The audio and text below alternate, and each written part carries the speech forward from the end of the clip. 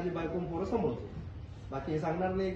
काय प्रॉपर्टी तर काही घेतली नाही, कारण प्रॉपर्टी घेण्यासारखी माझी फीसच नाही. आता विद्यार्थ्यांना माहिती आहे आपल्या अकॅडमीची जी फीस आहे त्याच्यामध्ये राहणं खाणंही होत नाही.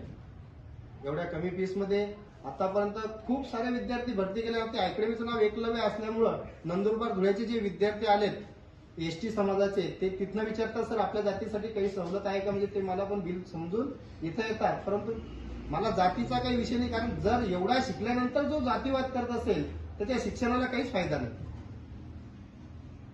आपण लहानपणी शिकलो हिंदू मुस्लिम सिख ईसाई हम सब भाई भाई. तर मित्रांनो, जात बघितल्यापेक्षा मैत्री बघा. आज 2006 पासून तर आज 2026 लागते, म्हणजे 20 वर्षापासून आमची मैत्री आहे.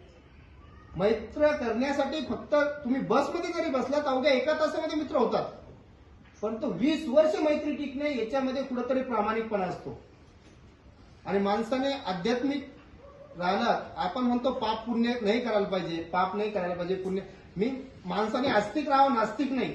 आस्तिक राहण्याचे फायदे आहे की माणूस वाईट वागत नाही, काही चुकी करत नाही, जेणेकरून पाप होत नाही. आणि पाप झालं नाही म्हणजे पाप कधी होतं, समजा बायकोचं मर्डर केलं तर पाप झालं, मग जाणार पुढे यांच्याकडे फटके खायला जेलमध्ये.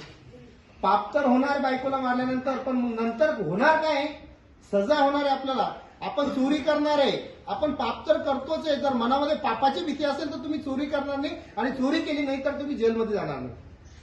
मी प्रत्येक वेळेस विद्यार्थ्यांना सांगत राहतो की चोरी कोण करतो, मी तर सांगणार नाही चोरी कोण करतो. तर जीवनामध्ये खोटं बोलायचं नाही. आणि मित्रांनो, तुम्ही इथं जे आलात तर मी प्रामाणिकपणे सांगतो,